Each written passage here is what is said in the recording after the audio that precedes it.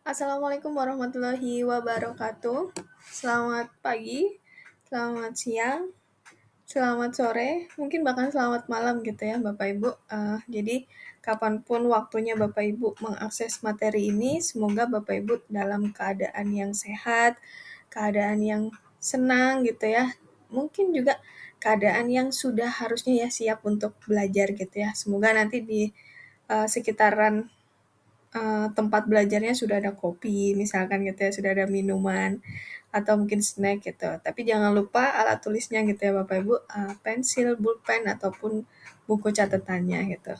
Nah, sampai sekarang di materi sesi yang terakhir gitu ya Bapak Ibu, karena Bapak Ibu sudah melewati 4 sesi sebelumnya, 4 materi sebelumnya. Nah, di materi perancangan program fasilitator guru penggerak Kabupaten Tulang Bawang Barat Cerdas, ini merupakan sesi materi yang terakhir gitu. Jadi harapannya di sesi ini Bapak Ibu semuanya bisa menyimak gitu ya, bisa mungkin juga nanti akan bisa mempraktekkan gitu dari hasil materi-materi yang sudah disampaikan gitu. Nah, di materi perancangan program kali ini gitu ya, Bapak Ibu itu akan melakukan apa ya nantinya gitu, atau mungkin tujuan dari pembelajaran itu apa gitu. Nah, yang pertama terkait dengan mengubah hasil pemetaan masalah menjadi program. Kalau di materi sebelumnya gitu ya, mungkin Bapak Ibu sudah diajari terkait dengan pemetaan masalahnya atau pemetaan kebutuhan kelompok. Nah, nanti di sini kita akan mengubah hasil pemetaan Bapak Ibu itu menjadi sebuah program yang bisa dijalankan gitu. Lalu yang kedua harapannya Bapak Ibu bisa menentukan tujuan yang jelas dan terukur gitu. Karena seringkali ketika membuat kegiatan gitu atau membuat sebuah program masih bingung gitu tujuannya itu apa gitu dan bagaimana cara mengukur suatu keberhasilannya gitu. Nah, di yang ketiga nanti kita akan sama-sama mencoba menyusun alur kegiatan yang sederhana gitu ya. Tidak perlu rumit, tidak perlu yang terlalu kompleks bagaimana-bagaimana gitu ya, tapi kita coba untuk yang sederhana, tapi bisa dengan mudah untuk diimplementasikan di kelompok masing-masing. Lalu ada yang terakhir nantinya, harapannya tentu bertujuan gitu ya materi ini untuk Bapak Ibu bisa mengarahkan tim untuk bisa menjalankan program nantinya gitu. Nah, nanti dibekali dengan informasi-informasi atau ilmu yang akan disampaikan. Jadi tujuan ini harapannya nanti bisa Bapak Ibu terapkan di kelompok masing-masing. Oke, masuki yang selanjutnya. Ada pertanyaan gitu ya Bapak Ibu terkait dengan kenapa ya Kak Balkis program saya tuh sangat sulit untuk dijalankan gitu. Kenapa ya Kak Balkis program kami tuh mungkin bahkan gagal gitu, belum sempat terlaksana gitu. Nah, kata kuncinya Bapak Ibu gitu ya, sebetulnya program yang baik itu bukan yang program yang besar, yang rame gitu ya, tapi program yang kecil, mungkin sederhana yang bisa dilakukan minim di kelompok masing-masing dulu gitu ya, tapi relevan dan berdampak gitu. Memang menyasarnya berdasarkan sesuai dengan kebutuhannya Bapak Ibu gitu, sesuai dengan kebutuhan yang ada di kelompoknya masing-masing. Nah, kurang lebih gitu ya, ketika mengamati 10 kelompok buruh penggerak yang ada di Kabupaten Tulang Bawang Barat itu, ada nih gitu ya, kalau dilihat tuh ada program yang nggak nyambung gitu dengan permasalahannya gitu. Kelompoknya butuh belajarnya apa, kelompoknya lagi butuh apa, atau mungkin kebutuhannya untuk permasalahan yang ada di sekitarnya itu tidak itu gitu, tapi memaksakan untuk membuat suatu program, entah itu mungkin mengikuti atau mungkin mendapatkan ide gitu ya, tapi ternyata masih belum relevan gitu, masih belum sesuai dengan kebutuhan yang ada di kelompoknya. Nah, lalu yang kedua, kegiatannya tuh banyak sekali gitu ya, mulai dari Januari sampai dengan Desember, bahkan per bulannya tuh diupayakan untuk 1 bulan sekali ada kegiatan begitu kan ya. Uh, Mungkin 1 bulan ada yang 2 kali mungkin ya kelompoknya gitu ya. Tapi ternyata tidak bisa berdampak gitu. Akhirnya muncul kayak pertanyaan, ini guru penggerak banyak kegiatan tapi kok saya nggak merasa kayak ada dampaknya gitu ya di sekitaran saya misalkan gitu. Nah itulah karena tidak menyusun dengan betul gitu ya. Jadi kebutuhannya apa, tujuannya apa gitu sehingga dampaknya pun juga belum tentu bisa dirasakan, jangankan untuk orang lain gitu, untuk diri sendiri aja kadang belum tentu gitu kan ya Bapak Ibu.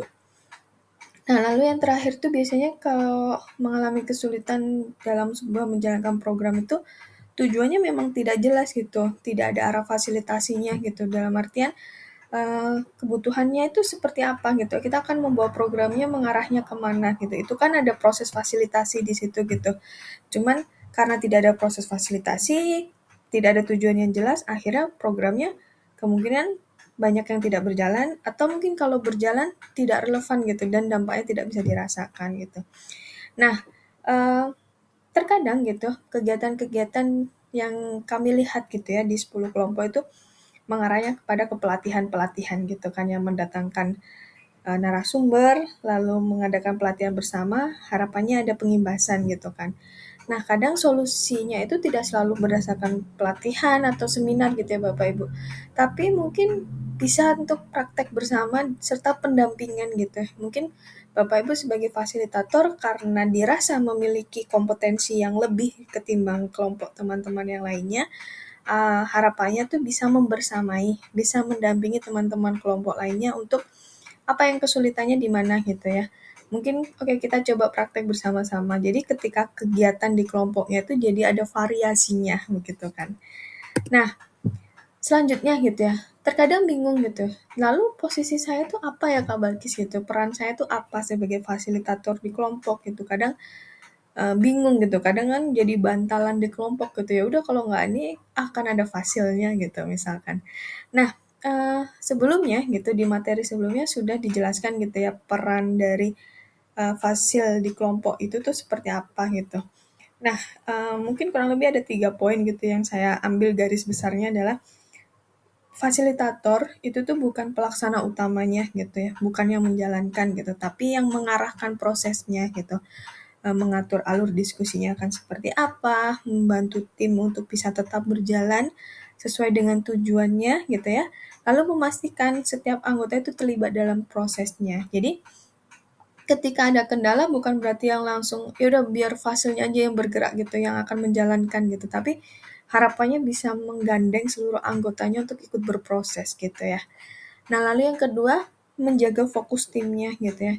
Terkadang gitu ya ketika diskusi atau mungkin ketika menyampaikan pendapat atau apapun itu tuh kadang kan suka kemana-mana ya Bapak Ibu gitu ya. Kadang kan pengennya A ternyata bisa jadi opsinya lebih banyak lagi gitu. Nah, disitulah peran fasilitator berperan untuk bisa menarik kembali gitu ya pembahasan apa sih yang dibahas sebetulnya poin utamanya apa gitu agar bisa tetap relevan gitu dengan masalah yang ada sehingga tujuannya yang diharapkan itu bisa juga berjalan gitu kan. Nah, itu yang peran penting dari seorang fasilitator gitu. Lalu yang terakhir membantu tim untuk bisa berpikir bukan memberi semua jawaban gitu. Kadang-kala kan ada nih gitu ya diajak diskusi tapi ya udahlah ngikut fasilnya aja gitu apa kata fasil gitu ya menurut fasilnya sendiri gimana kayak gitu kan. Nah, di sini mungkin yang Bapak Ibu bisa lakukan adalah mengajukan pertanyaan-pertanyaan pemantik gitu, alih-alih langsung memberikan instruksi atau memberikan jawaban gitu ya atas permasalahan yang ada, lebih baik untuk mengajukan kalimat pemantik gitu. Supaya apa? Gitu, supaya idenya itu dan solusinya itu bisa muncul dari mereka sendiri gitu sehingga ketika dijalankan lebih enak gitu Bapak Ibu mengarahkannya karena mereka sendiri juga sudah tahu gitu mereka harus apa gitu.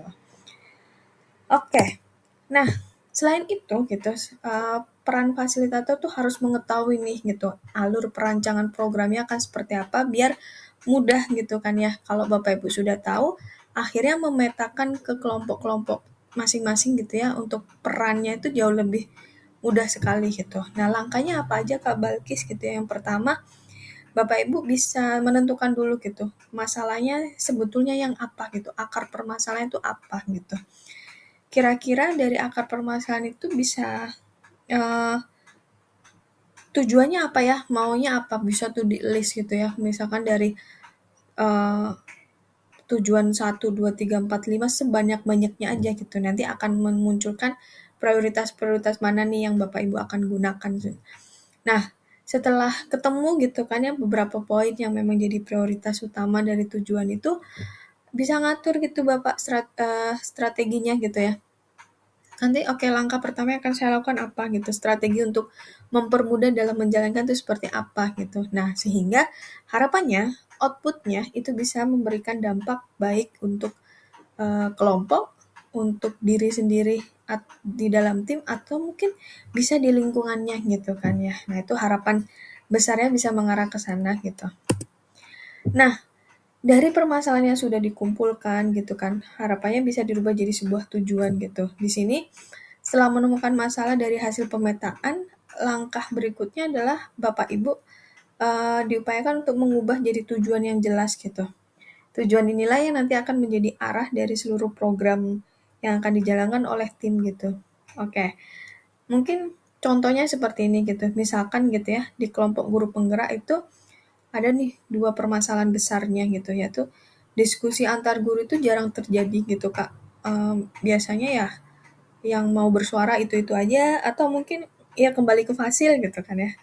Terus biasanya yang dikeluhkan adalah praktik pembelajaran yang belum bervariasi gitu. Di tengah era digitalisasi, pembelajaran semua berfokus digital, lalu harus menghadapi kurikulum baru gitu yang ibaratnya harus mendalami lagi gitu kan ya. Ada beberapa hal gitu. Akhirnya masalah ini tuh perlu dipilah dan dipilih gitu kan ya. Kira-kira yang paling prioritas itu tuh yang mana gitu, yang benar-benar nantinya dampaknya itu bisa dirasakan bersama oleh kelompok gitu. Jadi bukan permasalahan individu, tapi memang permasalahan yang bisa bisa mengakomodir seluruh kebutuhan di kelompok gitu. Nah, kita coba gitu ya, kita diskusikan terkait menentukan tujuan yang benar itu seperti apa sih Kak Balkis gitu. Intinya tujuan yang harus menggambarkan perubahan yang ingin dicapai di kelompok gitu.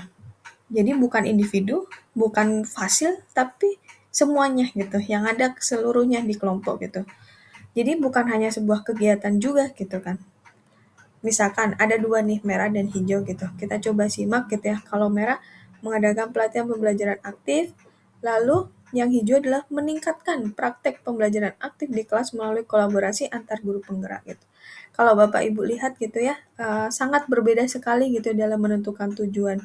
Yang pertama cukup singkat, cukup mengadakan pelatihan gitu, pembelajaran aktif, selesai. Berarti ketika Bapak Ibu sudah mengadakan pelatihan, berarti otomatis selesai begitu kan ya. Tapi yang dimau di sini tuh tidak hanya itu gitu. Kita coba lihat yang hijau. Yang hijau itu menunjukkan bahwa kita nantinya ingin meningkatkan praktek pembelajaran aktif gitu di kelas melalui kolaborasi antar guru penggerak. Berarti ada kegiatan, ada tujuannya gitu, ada aktivitasnya di sini gitu. Artinya apa, Bapak Ibu? Tujuan itu tidak hanya berhenti di kegiatan saja gitu ya. Tidak hanya pelatihan selesai gitu, tapi ada perubahan perilaku atau praktik nyata di sekolah yang bisa diterapkan oleh nantinya entah pesertanya atau entah kelompok di guru penggerak itu sendiri. Nah, catatan dari saya, usahakan tujuan tuh bisa spesifik gitu ya, jelas arah perubahannya. Kalau memang mau meningkatkan kapasitas guru, harus jelas gitu kapasitas yang apa gitu. Lalu bisa terlihat hasilnya dalam praktik. Nanti ketika dipraktikkan atau pengimbasan gitu ya, diimbaskan ke guru yang non guru penggerak atau mungkin bisa diterapkan dalam metode pembelajarannya dalam sehari-hari. Nah, tadi gitu ya, ciri tujuan yang baik itu jelas terukur gitu ya, yang bisa tahu gitu ketika saya mengadakan ini tujuannya terukurnya ketika semuanya bisa menjalankan, bisa praktek katakanlah itu tuh tujuannya sudah berhasil misalkan gitu. Jelas gitu, spesifik dan bisa dicapai. Bisa dicapai ini artinya tidak berandai-andai gitu ya.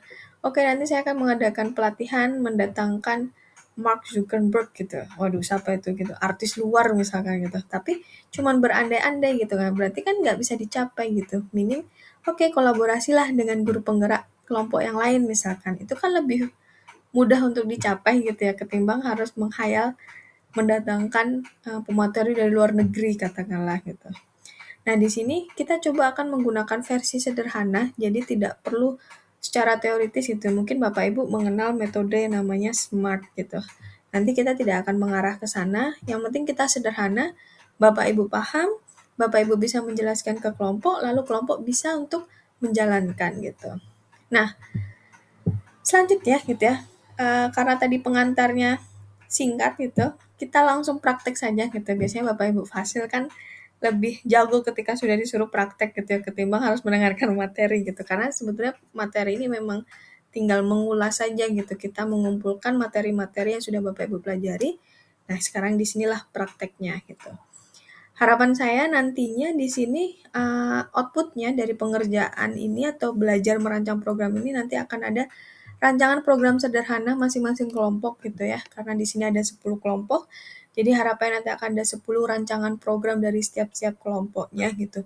Yang diambilnya masalah yang nyata di kelompok gitu ya. Bukan masalah yang Bapak Ibu cari-cari atau bahkan carinya di ChatGPT gitu ya. Jadi benar-benar permasalahan yang memang ada dalam kelompoknya itu sendiri. Nah, cara pengerjaannya gimana Kak Balkis gitu? Cara pengerjaannya dikerjakan secara berkelompok gitu ya. Jadi kan satu kelompok ada 3 fasil nih gitu. Nah, nanti Bapak Ibu berdiskusilah dengan ketiga fasil ini masing-masing kan ya di kelompok gitu. Nanti di situ Bapak Ibu kan sudah belajar ya pemetaan masalahnya gitu di kelompoknya seperti apa.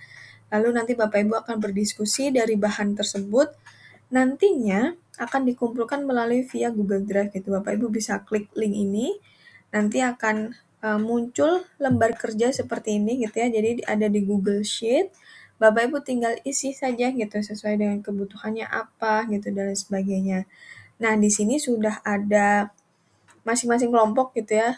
Ada KHD, DMN, PSASA dan seterusnya. Nanti pengerjaannya awas gitu ya, jangan sampai salah kamar gitu ya. Takutnya ya mau mengerjakan RIK ternyata ngisinya di PIK gitu kan ya. Nanti kan salah kamar gitu. Itu nanti programnya siapa gitu kan. Nah, nanti akan ada proses penilaian gitu ya. Ada proses untuk ngecek gitu apakah sudah sesuai atau belum. Nah, sampai di sini dulu gitu ya Bapak Ibu. Ada yang mau ditanyakan? Kalau ada yang mau ditanyakan dan masih bingung gitu ya, Bapak Ibu bisa sekali untuk japri WA ke saya pribadi gitu ya. Mungkin bertanya terkait dengan materi ini atau mungkin bisa bertanya melalui officer pendampingnya masing-masing gitu. Kalau ada yang belum ada officernya bisa menghubungi secara pribadi dengan saya langsung juga sangat diperbolehkan gitu. Semoga bisa dipahami ya Bapak Ibu semuanya gitu ya. Jadi materinya singkat itu pengantarnya, tapi yang penting kita coba untuk praktek gitu. Salah tidak apa-apa gitu ya, yang penting sudah mau mencoba gitu ya. Nah, terima kasih Bapak Ibu semuanya gitu ya, sudah mau menyimak materi ini sampai di akhir gitu. Semoga nanti latihan lah ya, praktek gitu. Jadi kalau ada salah-salah atau kurang tepat, ada bingungnya pun itu juga hal yang wajar sekali gitu. Jadi ini ada terakhir gitu ya kalimat di mana fasilitator yang baik itu tidak membuat programnya sendiri gitu ya, tidak untuk menguntungkan diri sendiri atau egonya sendiri gitu ya, tapi bisa membantu timnya untuk bisa menemukan program yang baik gitu. Karena Bapak Ibu saya yakin gitu kompetensinya sangat tinggi sekali gitu dibanding guru-guru yang lainnya, sehingga harapannya bisa membantu guru-guru yang lainnya untuk bisa peningkatan kompetensinya gitu. Nah, saya mohon maaf apabila ada salah-salah kata dalam menjelaskan, mungkin terlalu cepat atau mungkin kurang bisa dipahami bahasanya atau mungkin ada kekeliruan-kekeliruan kalimat, mohon dimaafkan gitu ya. Terima kasih, selamat mengerjakan dan selamat belajar gitu ya, sehat-sehat dan semangat terus Bapak Ibu semuanya. Sekian dari saya, wassalamualaikum warahmatullahi wabarakatuh.